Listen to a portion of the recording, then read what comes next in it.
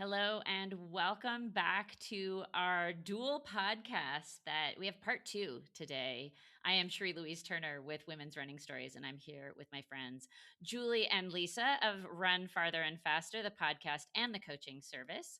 And yeah, so we're doing a follow up conversation on the conversation we had last week because we ran out of time because we were talking too much.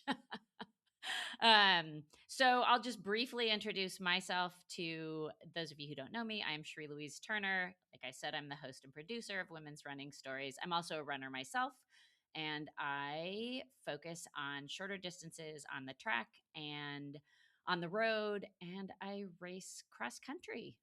And that's a short wrap up of me. And I know that Julie has a message for us. So I'm going to pass it off to her and introduce herself too.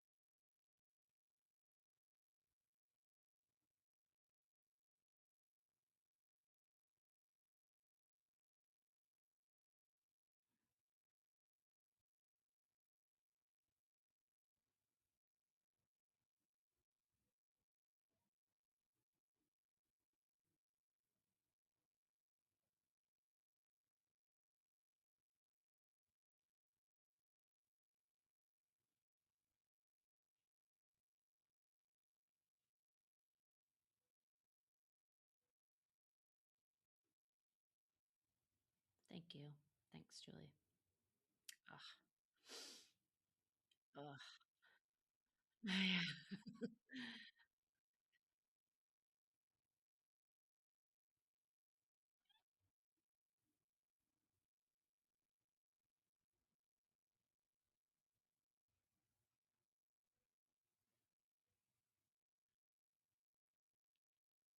Yes.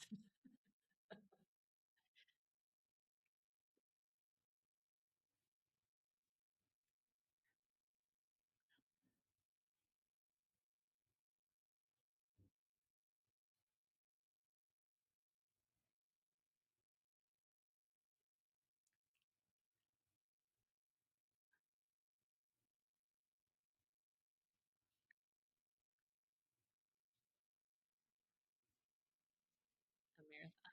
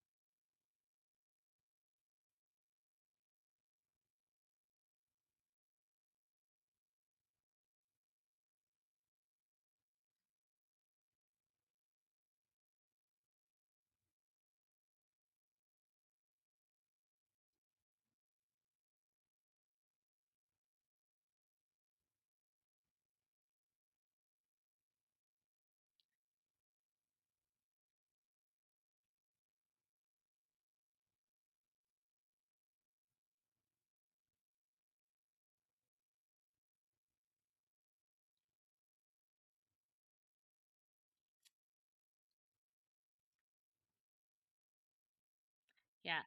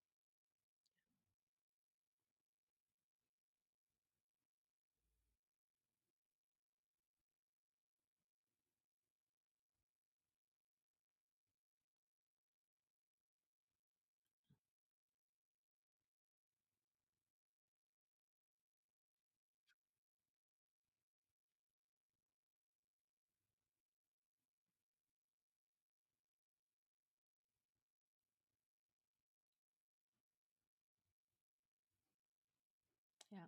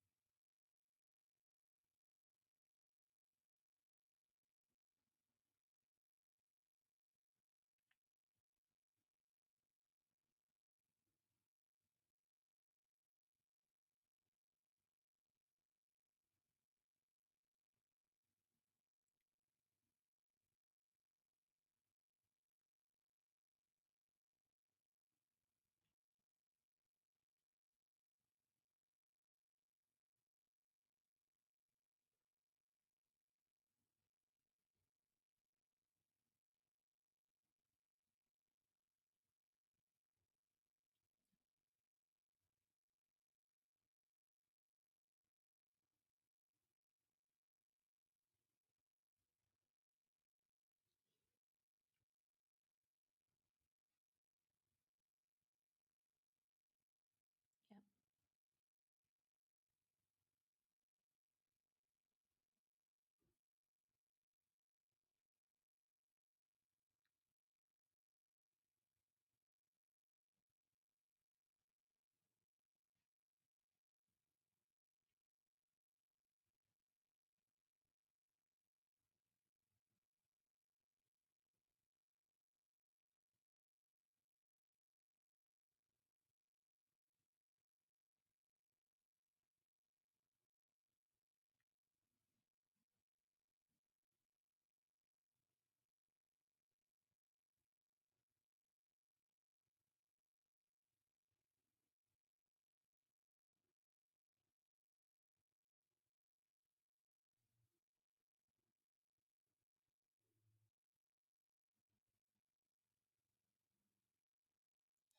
Yeah, it's so much of what you were saying really resonated with me. And first and foremost is that I do not run injured.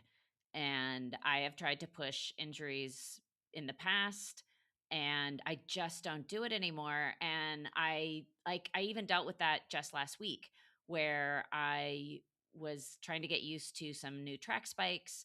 And the problem I find with track spikes and running fast on the track is that you can feel great in the moment and then you get home and realize that you did a little bit too much. And like I've had a couple situations where I don't realize until the workout is over that I've given myself a little strain.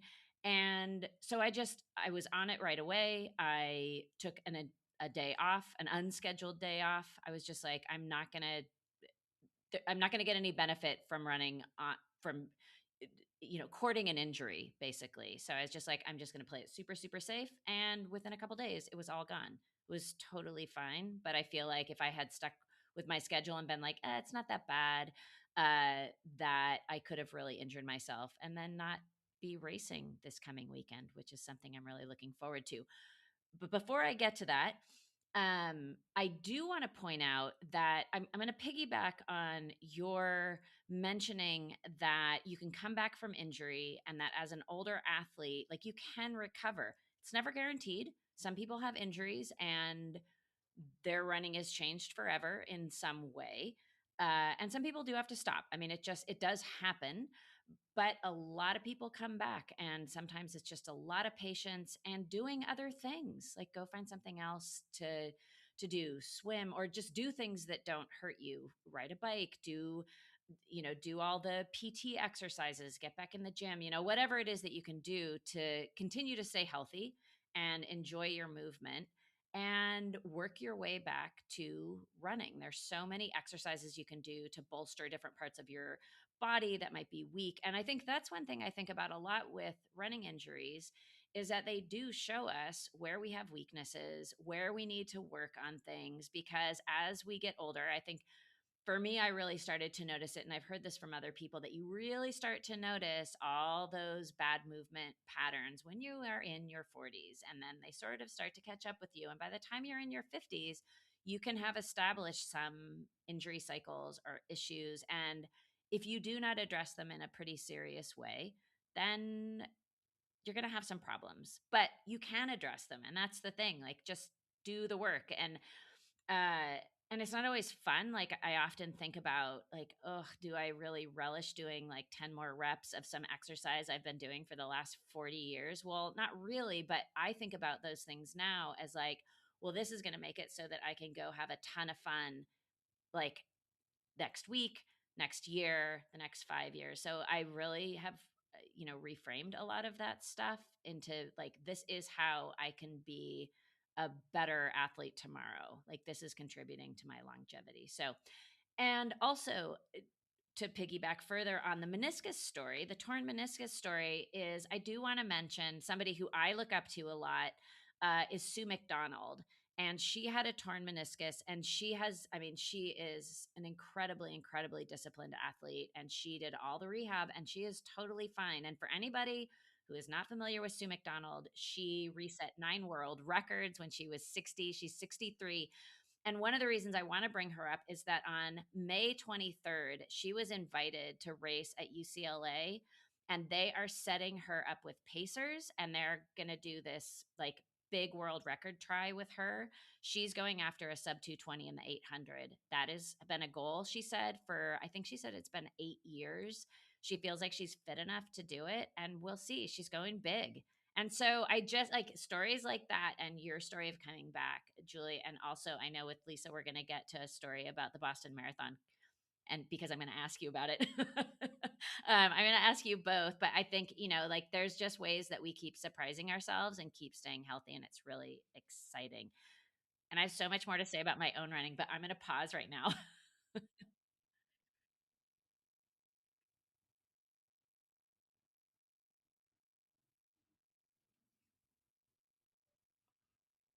Hmm.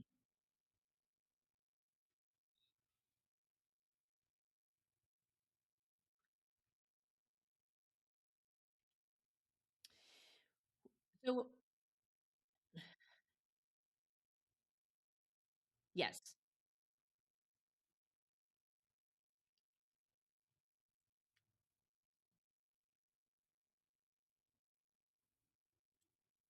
Yeah. So, I realized at some point that I just don't really like running long distances. I don't really enjoy it. And 100%, I love those marathons where you felt great, or those marathons where you kind of bounce back toward the end and have that magical finish.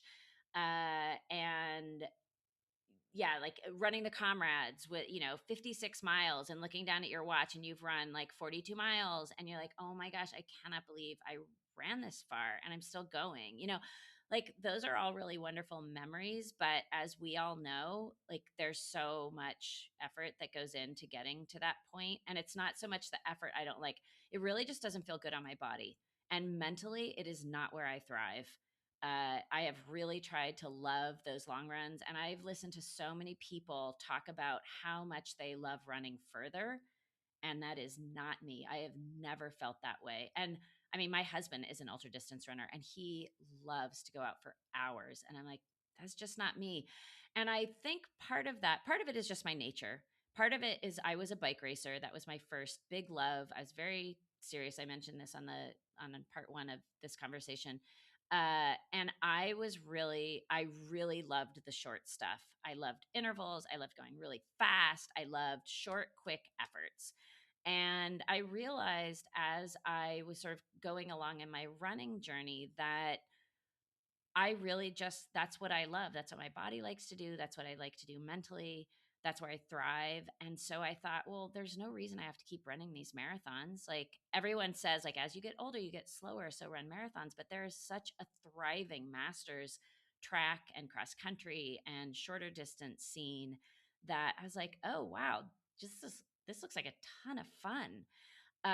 So part of it was just that's where I thrive. And then as I've gotten more into the track stuff, I like the little nitty gritty stuff. I like learning how to run more efficiently. I did not come up through track and field, so I don't know how to run very well. Like, my efficiency is not terrific. I'm learning that as I try and go faster on the track and spikes.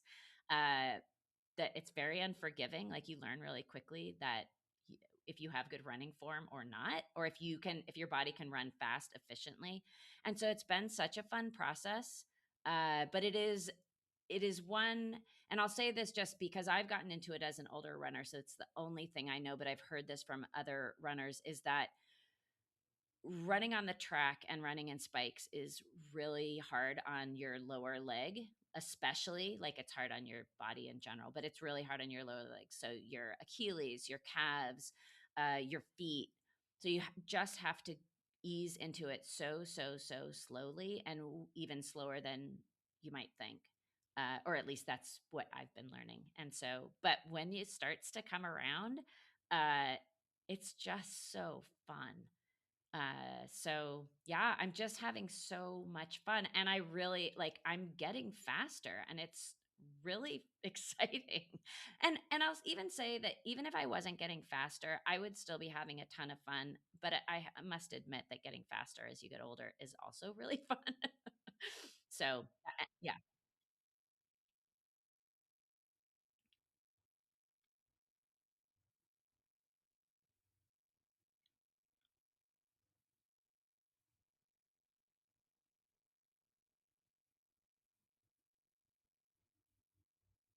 yeah.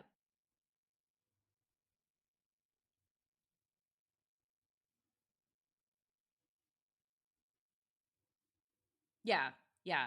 And like I said in the last episode, it's like everyone's running marathons, and that's awesome if that's what you want to do. But there is so much fun and challenge and all those things to be found in lot and camaraderie. Yep. Yeah, because one thing I remind people of is, first of all, while I mean, obviously you can get dropped in a race, like you're not really getting dropped at the track. Like, like you're not getting left behind. You're just going in an oval. So, and I know I've talked to people who say, like, "Oh, it seems so intimidating. Like everyone's just staring at you." I'm like, "No one is paying attention to you." That, like, there's so much going on at a track race that people aren't like dialed in on, like, "Oh, that person's last," or they're or anything. Like, I don't know. It isn't the fishbowl that I sort of, I guess, assumed it might be. And also, to the hanging out part, it's just like your race is maybe 3 minutes or 5 minutes or 15 minutes or 20 minutes.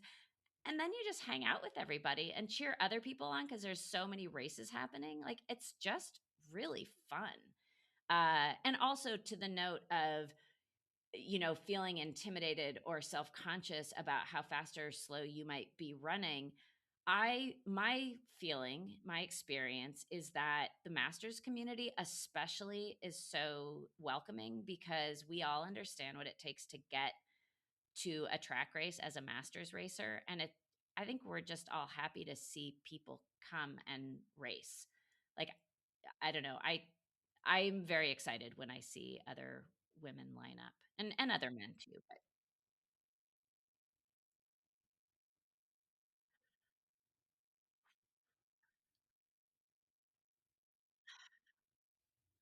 yeah, and that's a really good question. I don't know that I have a super clear answer for you because it is a little bit of trying to figure it out. Because it's like where you register like, if you've never done it before, it is a whole other world.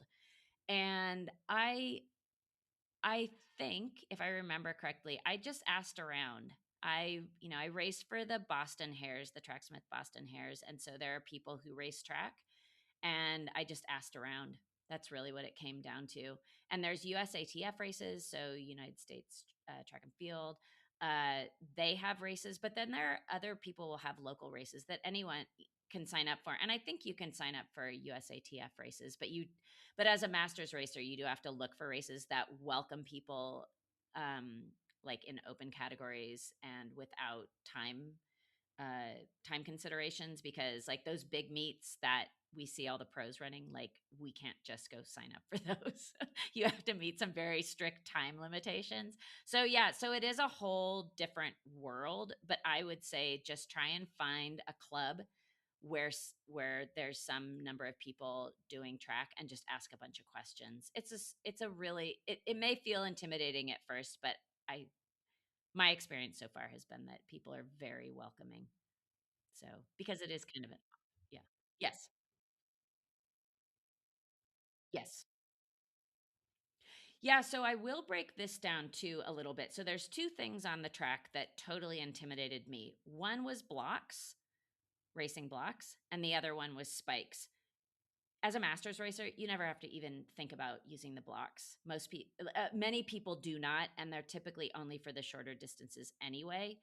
But you don't ever have to, nor should you feel that pressured to. And then spikes, you can run in regular shoes, any distance. You can run in your regular road shoes. You could run in literally whatever you wanted to. And I'm racing this coming weekend. So I'll race the 1500 and the 800. The 1500, I will wear road shoes because it's too far for me to run in spikes right now. I would probably hurt myself.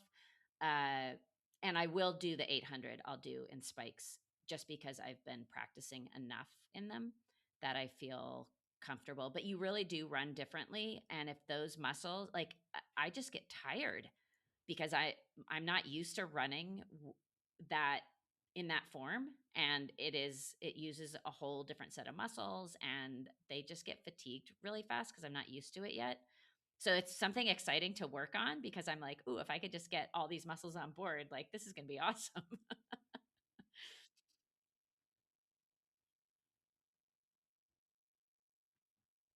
Yes.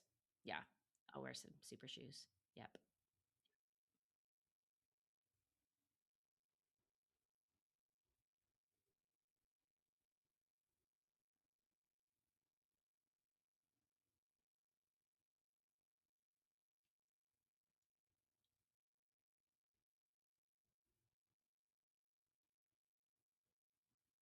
It's a big difference, and the spikes are super shoes as well. So there are super shoe spikes, and that is what I've been training in recently. And those are a whole new ball game. They're super responsive, and the ones I have a little bit of cushiness to them. And so if you don't land right and you don't push off right, your form becomes very inefficient, and you can also feel a little wobbly. My experience so far is that you have to they're just more precise, or you're not going to get the benefit out of them.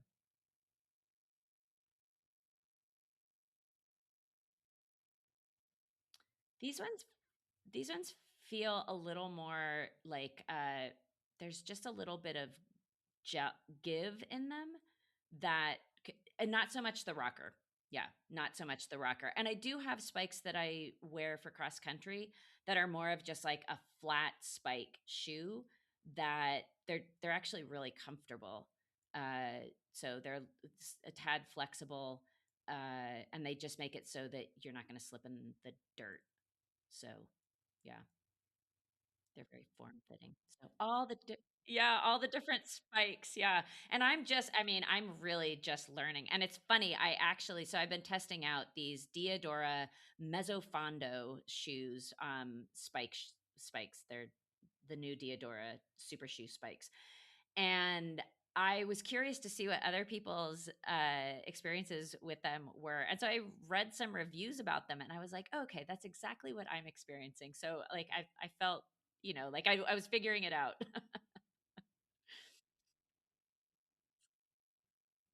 You know what is funny is, to me, they're a cycling brand. Yeah. Yeah. So, but they're very well in the running shoe world now. I have their trainers, I have their road super shoes, and I have their track super shoes. They're really nice.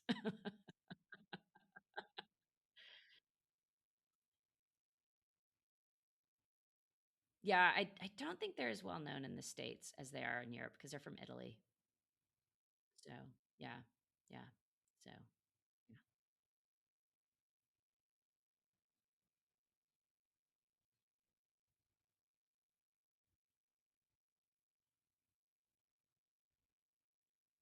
So for me, cross country is all for fun and training because I am not good at it. It's such a very technical way of running, and I am late to the game, and I just like I realized in the very beginning when I watched people just fly over the grass. I was like, "Oh no, you're doing something totally different than I'm doing." Um, so cross country's in the fall into the winter, so it's kind of that shoulder season, and I'll probably run 4 or 5 races over the cross country season, but really for me it is about fun because one of the fun things about cross country is you run it as a team.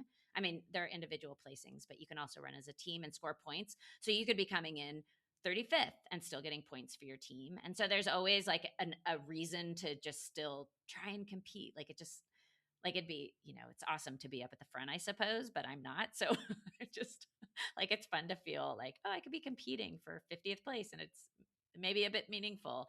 And it just is that team environment that I just think is so much fun, but it's really hard and it's like a strength building exercise too. So it's really good for fitness and I put zero pressure on myself because it's not something I have aspirations of excelling at. I just love it. It's so fun. So you're running through the grass as like a little kid, it's super fun. And the training is that way too. Like, you just go run around in the mud.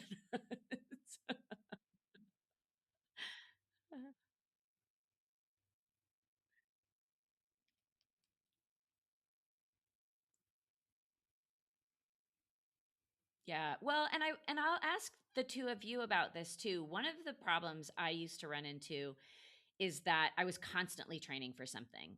And I was just like always on to the next thing, always on to the next thing. And I felt like I was always 3 weeks away, like training for something else and 10K and a 5K and a half marathon and a full marathon. And I never really took a break.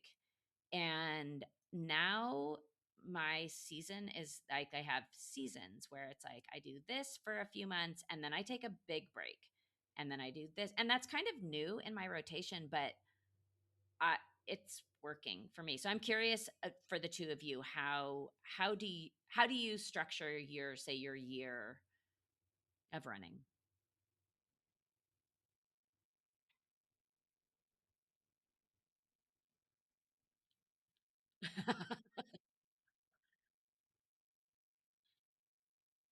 Yeah.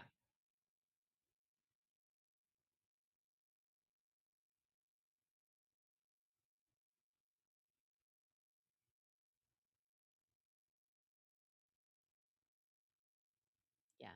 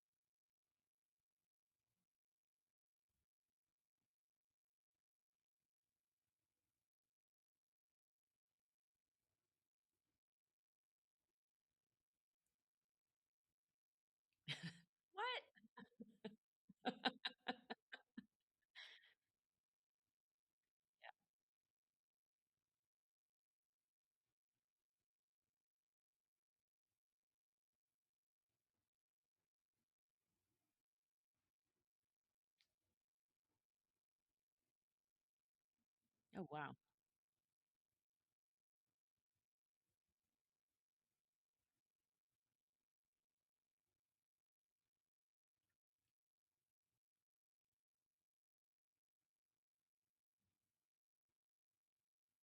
Yeah. Yeah. Yeah, I'll add to that.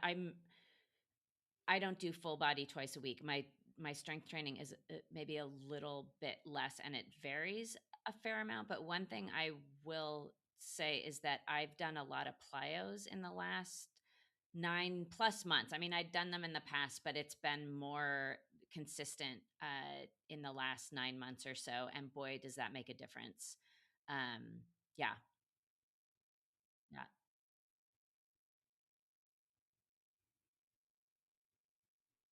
yes, yeah.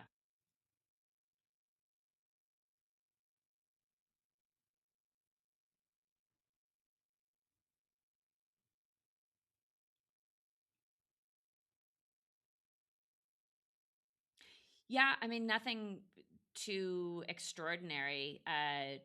2 2-leg pogoing, single leg pogos. I've been doing these multi-directional hops, which when I was first doing them, couldn't do them.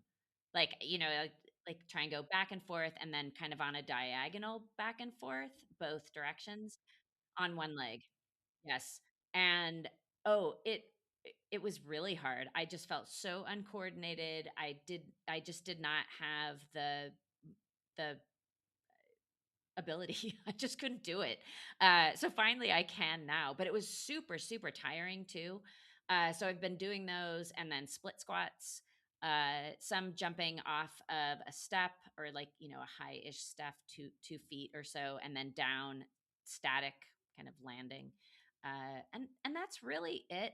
But I'll also say I have not had any Achilles problems since that one that you were talking about. And that was because I jumped into spikes too quickly and I had a pretty good strain that I just shut everything down immediately. And then I had a really weird freak accident. Like, I don't know, it was probably a year later or so, where a heavy tumbler glass landed right at the insertion of my Achilles tendon at the bottom of my calf. And oh, it's brutal. Oh, yeah, I think I wanna say it took me a couple of months to get back to running normally, I guess we'd say, and back to training again. It was pretty bad, but that was not thankfully, it was not a running injury. I just had to wait for it. It was very badly bruised. It was awful. It was very traumatic to my poor calf, and Achilles tendon. But other than that, I really haven't had any problems, but I'm super, super diligent about prehab, I guess you'd say. Um, so yeah, yeah. So yeah. So do we want to talk about goals? I'm really curious as to, well, first of all, I want to talk about, I know you have both talked about the Boston Marathon, which you both just did uh, just a few weeks ago. I know you've talked about it on the podcast.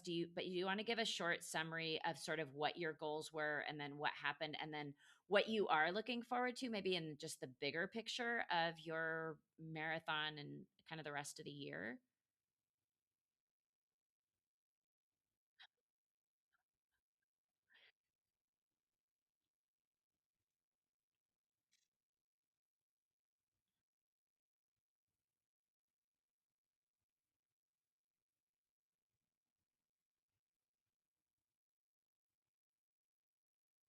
Wow. Yeah.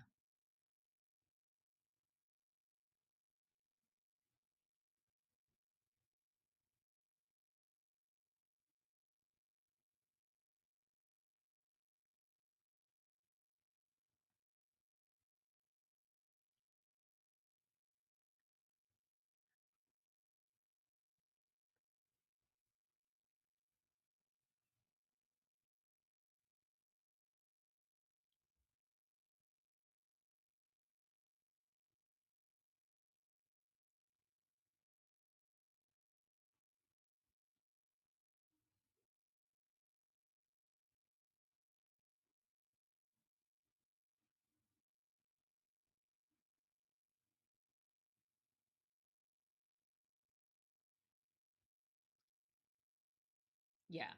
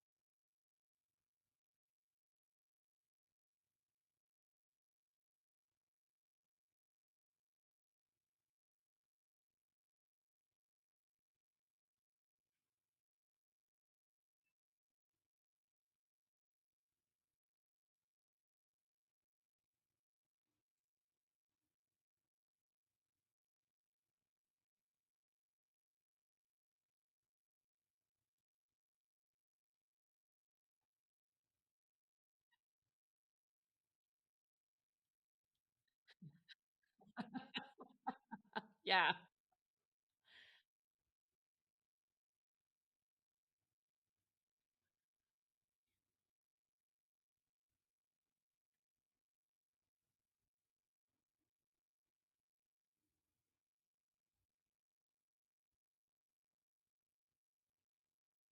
Yeah.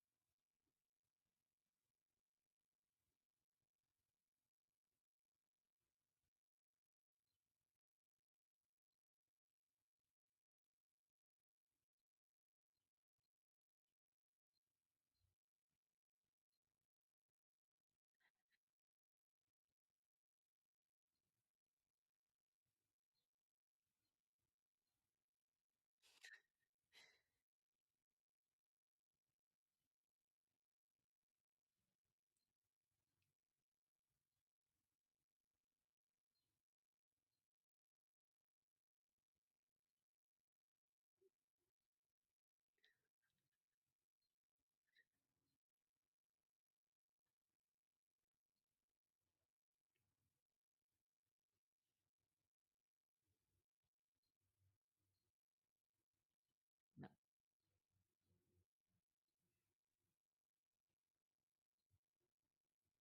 Yeah.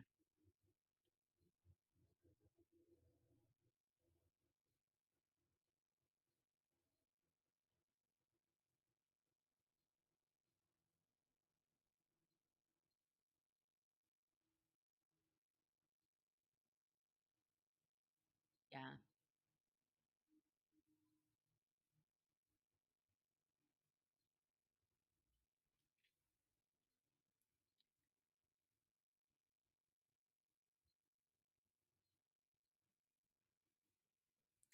No, but I've always loved. Yeah, and I've I've talked to you about your approach to running and racing, and I really like it, and it's I I think we could all take a little page out of that book and just like, what are we doing this for? You know? And you need to do it's your journey. Like there's no like, oh, you should be doing this, you should be doing that. It's just like, no, you should be enjoying yourself and doing what's healthy for you. Yeah.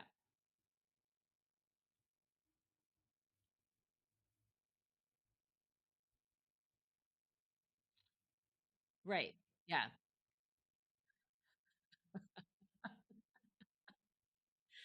Yeah. Yeah.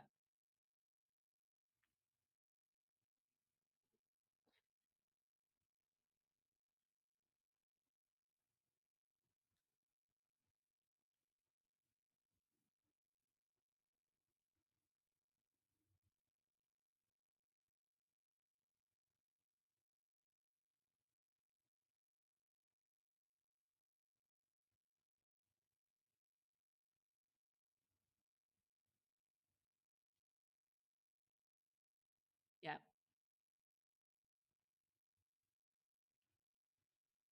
Yeah. Right. Right.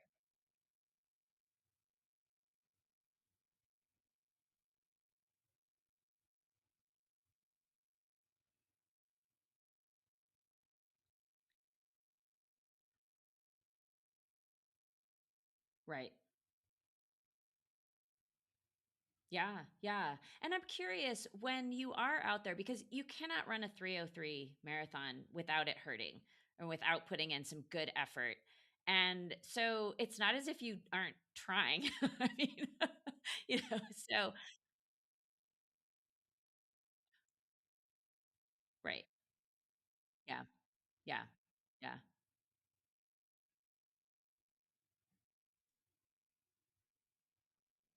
Right.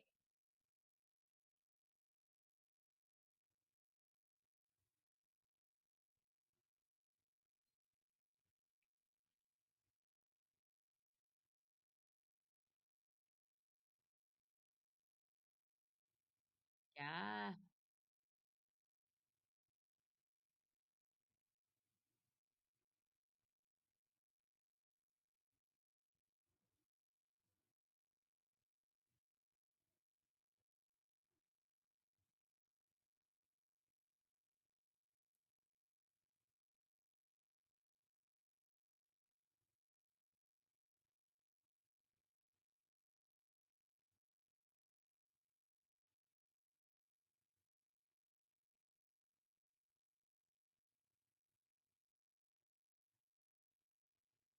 Yeah.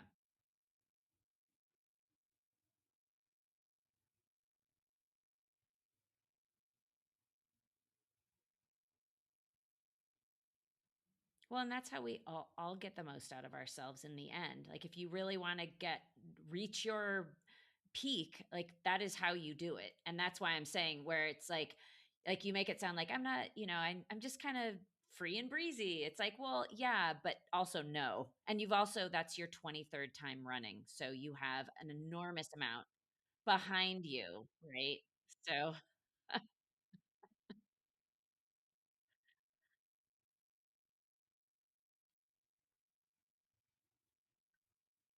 yep,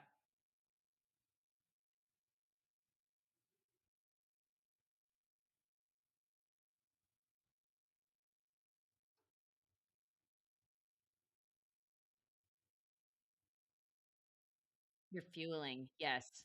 Yeah.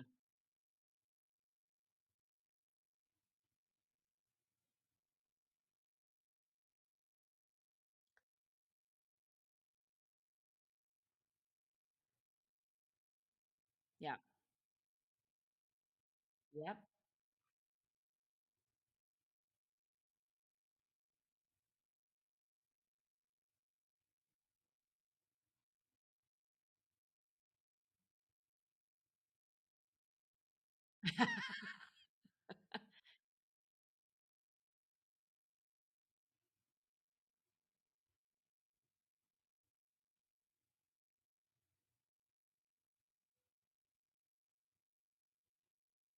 And your mental state. I think that is a huge, huge part of it. So what about you, Julie?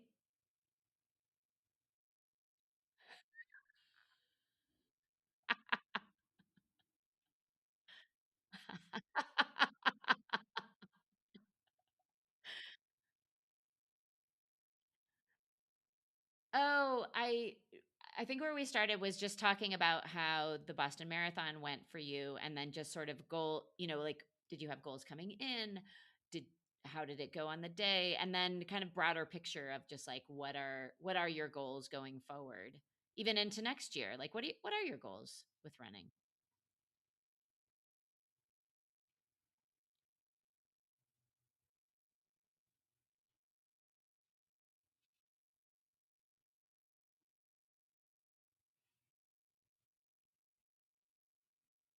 Yeah.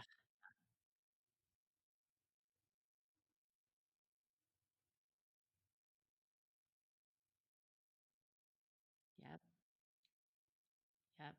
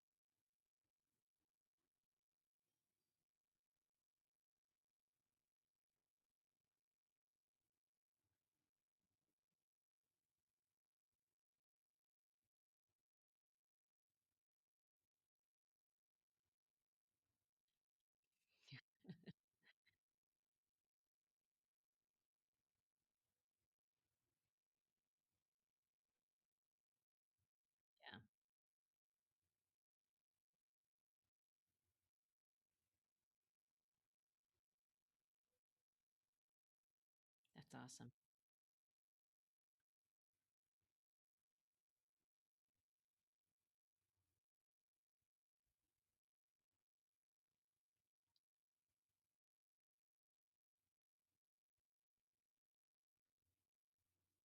Yeah.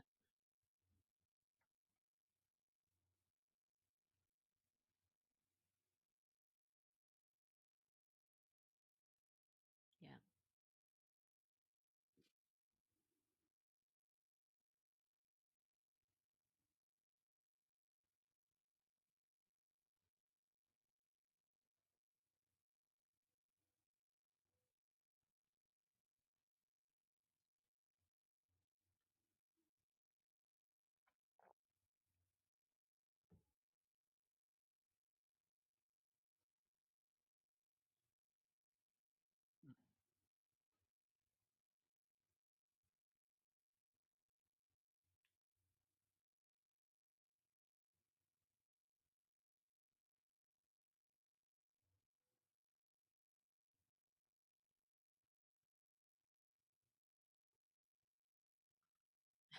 Yeah.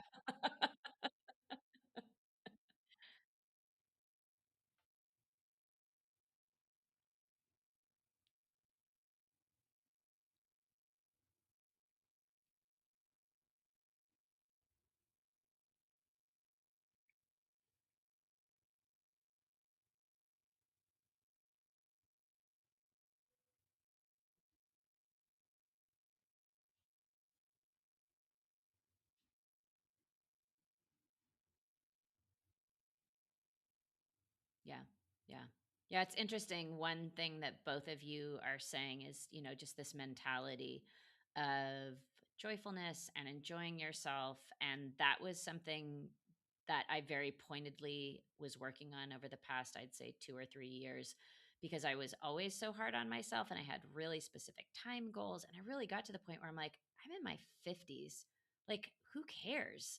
Like, truly, truly, who cares?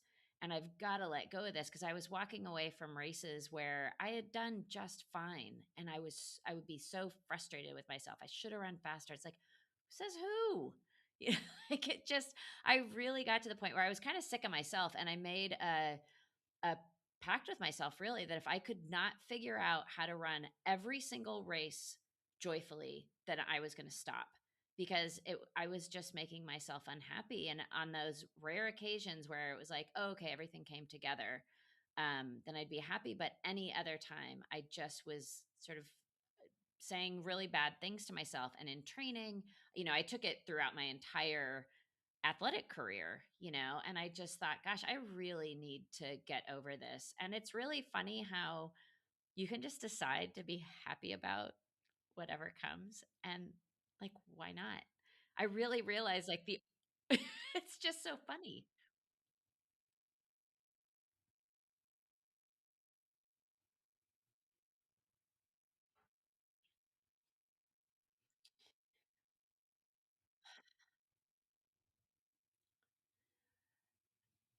I really think that you really have to sit down with yourself and remind yourself that it really is just a time.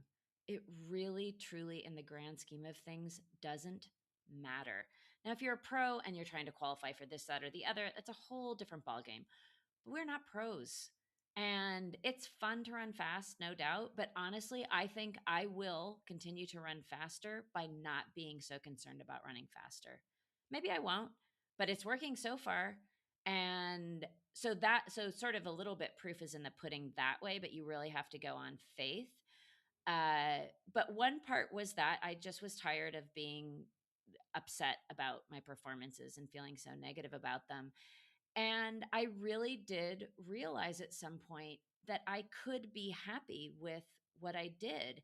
And also realizing that like I had to have some self-confidence really.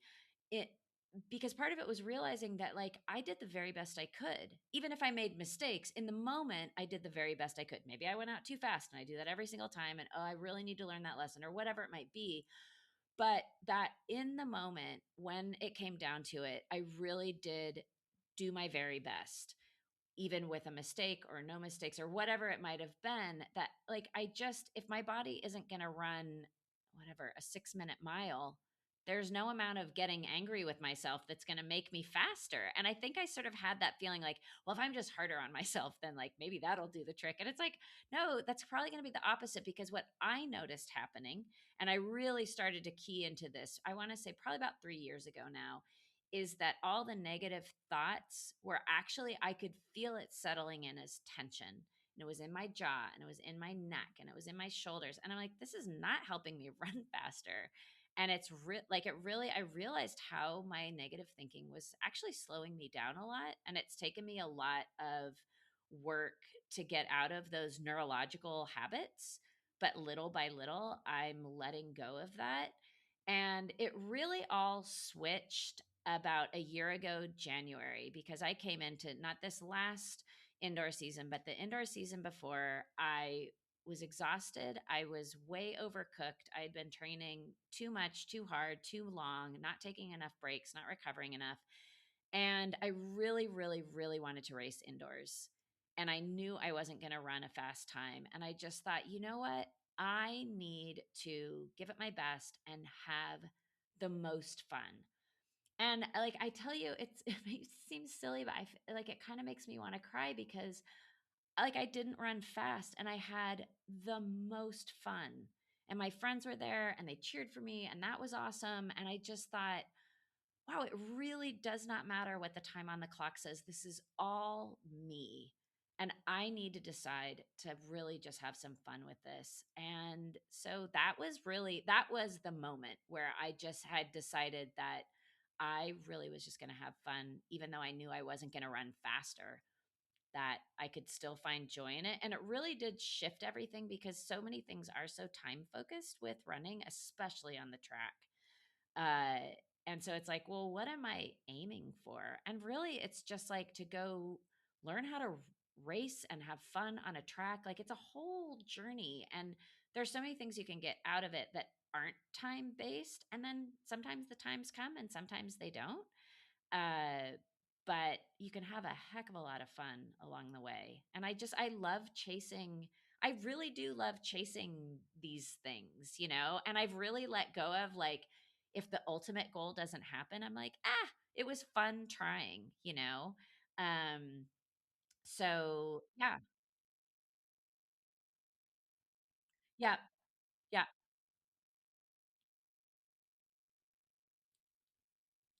And I'm very bad with times anyway. So I'm just like, oh, yeah, I don't really remember. It was and then yeah, and I also really think it's just like, well, I can run a sub 6:30 mile on the track at 50 whatever years old. I'm like, I think that's like, what am I trying to prove to myself?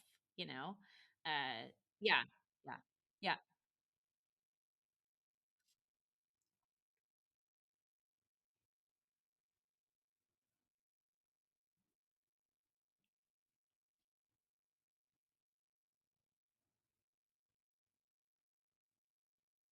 Ugh,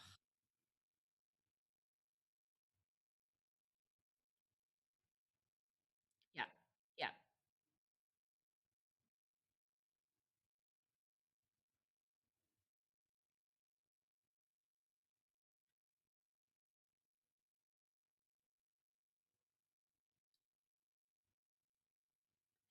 Yeah, so I don't train a lot with other people. I do a lot of my speed work on my own, which I really wish I didn't. I do think there's a lot of value in training with a group. It's just easier, at least for me, it's easier to tuck in behind somebody else. When I was living in Ireland, I would do my training sessions with, I had a team over there and we had two training sessions a week. And I loved running with them. And the only thing I was shaking my head about with sort of a no is the comparison thing. Like you just got to get out of it. You know, it's like some people are going to be faster than you, some people are going to be slower than you. It doesn't matter. It's like it's your running. And if anything, I would encourage people to use the other people around them as like motivation and inspiration, and not make it be this competitive thing. Also, because if you're trying to run certain paces, you don't want to be racing everybody. Races are races, training is training. And so doing this comparison thing is a total waste of time. I cannot emphasize that enough. Uh, so with me and the team that I run for, it's really nice to be at races with a group of people that you know, and it's nice to see you know the people who are wearing the same jersey as you. Like, it just feels like a friendly person in the crowd. And I actually have a really good example of how it really benefited me and my teammate. Or I have many examples, but one that happened recently is I lined up for a 5K. I wasn't sure how I would do because I was coming off the indoor season and I went through a big slump of like 3 weeks or so where I just felt awful. And then at the end of that was this 5K. And I was like, oh, I don't even know if I want to line up like this. I have no idea how I'm going to do. My coach thought I might be able to run 7 minute pace. And I was just like, oh yeah, in your dreams. But I was just like, well, I'm just going to see what happens. And at this particular race too, like your watch is sort of useless because there's a lot of runners and it's in a area with tall buildings. So the GPS just doesn't work at all. It's like you're running 6 minute miles and then you're running 9 minute miles, or whatever. Like it just doesn't work. But my teammate had started behind me and she kind of caught up to me. And I just thought, oh, she's probably going to roll by me. Like we're pretty evenly matched. But if she's going a little better than me on one day, then she'll run away from me or vice versa, whatever. So I was thinking like, she probably feels good. And maybe like I'm not really sure how I'm going here. But we ended up running together and we ran the last like 2+ miles together. And just having her there next, like we were just kind of running together. Like we both ran better than we expected. And then she did the fateful, as we're coming into about a quarter mile to go, she does the fateful, like, we got to go now. And I'm just like, oh my gosh, like I don't have anything left. But of course, like somebody tells you that and you're like, yeah, okay, I've just got to do it. Buckle down. And we both like sprinted to the line the last quarter mile and it was awesome. And we both did way better than we expected. And so I think there's a real power in having friends out there. And not that, I have other friends out there who, other women I know who are on different teams, but there's just something different about running with teammates, I think. Yeah. Yeah.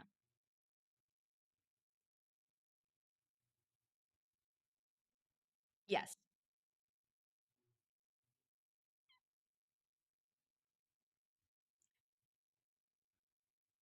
You're right. Yeah. Yeah. Yeah. And for us, I mean, yeah. Yeah. Go ahead.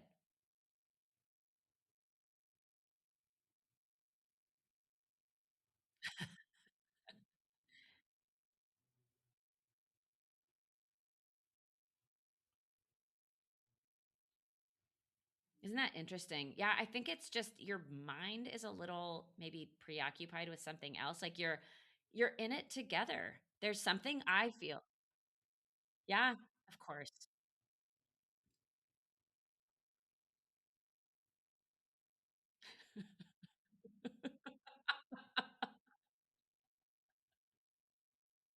Yeah.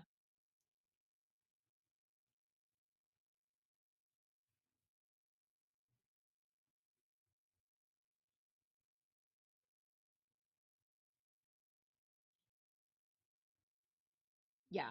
Yeah. Yeah.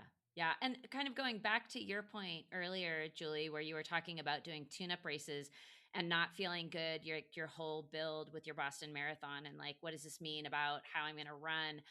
Like that's one really good lesson that I've learned over the years is like how you feel on any given day does not mean anything for a race day. And I've even had like actually on race day where I'm just sort of like, I don't feel that great. Why did I even sign up for this thing? Like just I call it sort of the dread rally race repeat cycle because like you kind of wake up and you're like, I don't know if I'm up for this today and like I'll get myself there and you rally and then you get to that start line and it's like, oh, a whole new human being comes out, where it's like, oh, now it's racery. Like and so I just know that's going to happen now, and so I don't even think about how I feel before. I just make sure I do all my warm up. Like I have my routine that I go through. I have the things that I eat. I have whatever I drink. I just have a whole routine and I trust in that. And then I line up and I just go from there. So, yeah.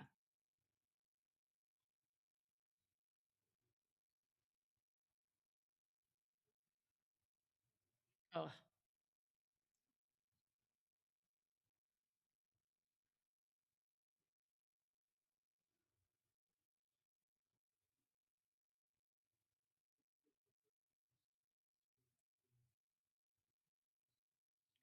oh, that's very good. I like that.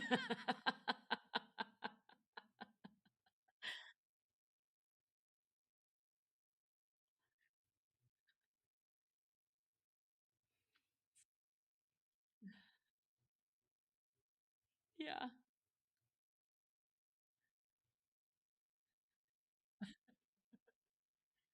Yeah.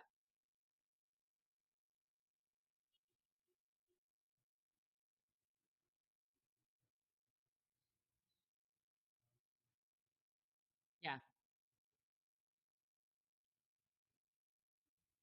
Yeah, and I'll also add that warm-ups, especially as we all get older, are just so important. I do like mobility, I do all, like drills. I start off running super slow. Uh so really, really easing into it is so important. Um yeah. And cool downs. Cool downs are yeah. Yeah. Oh yeah.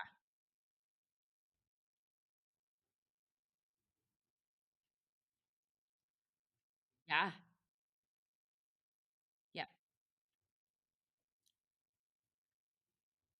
Yeah. And strides. I always think strides are good. They keep your legs fresh.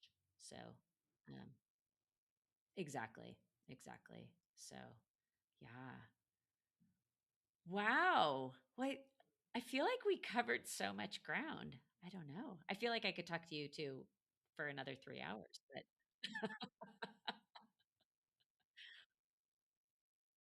yeah. Yes.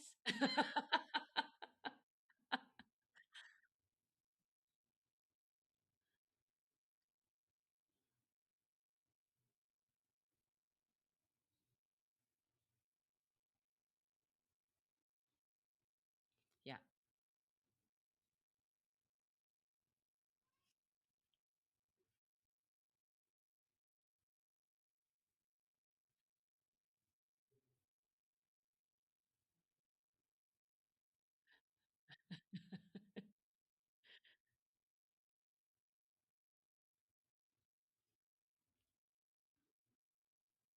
Yeah.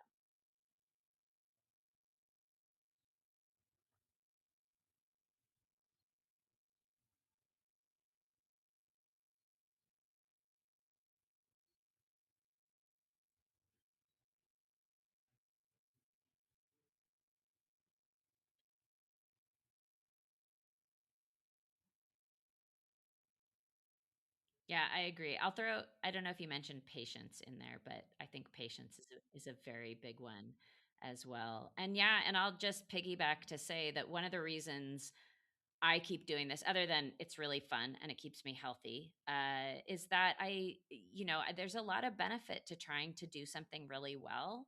And I feel like it keeps me sharp for the rest of my life. And I just learn so much. And I also think there's a lot of benefit in knowing how to improve your health and your body. And if you're not pushing yourself, sometimes you can lose sight of what you may need to work on. I think that we're just like if you maintain yourself as an athlete, like you're just more tuned into your own health and where things might be going a little bit sideways or like I don't know. I found that it really helps me stay on top of my health and wellness too, in addition to just being a ton of fun and community and all the rest of it. But it's such an integral part of my whole life. Uh yeah. Yes. Yeah. And I don't drink at all. So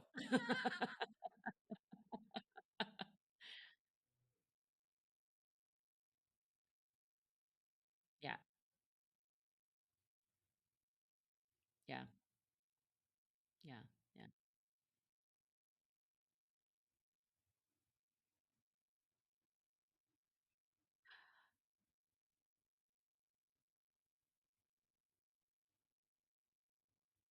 yeah,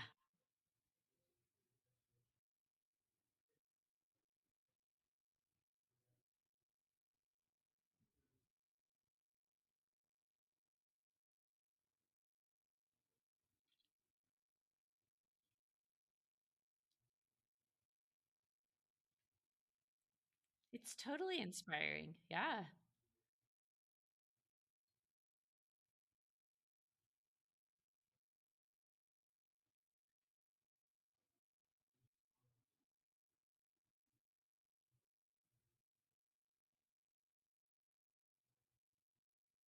Yeah, there's definitely that. Yeah. Yeah. Yeah. So,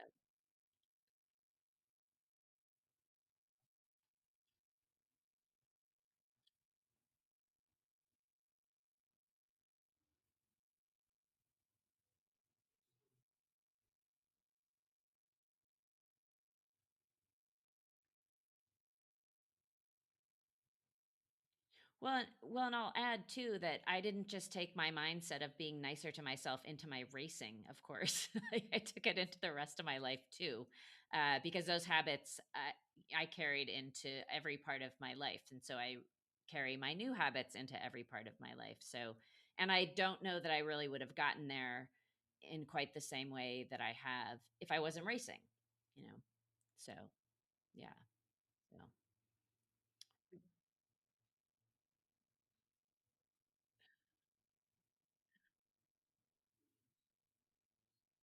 me too.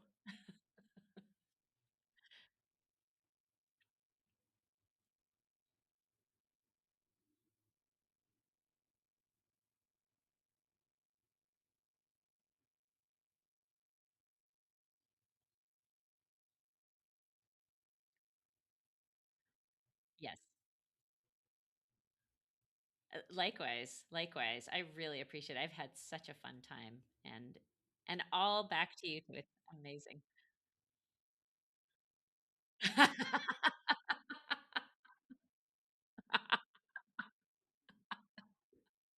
All right. Well, we're going to sign off for now.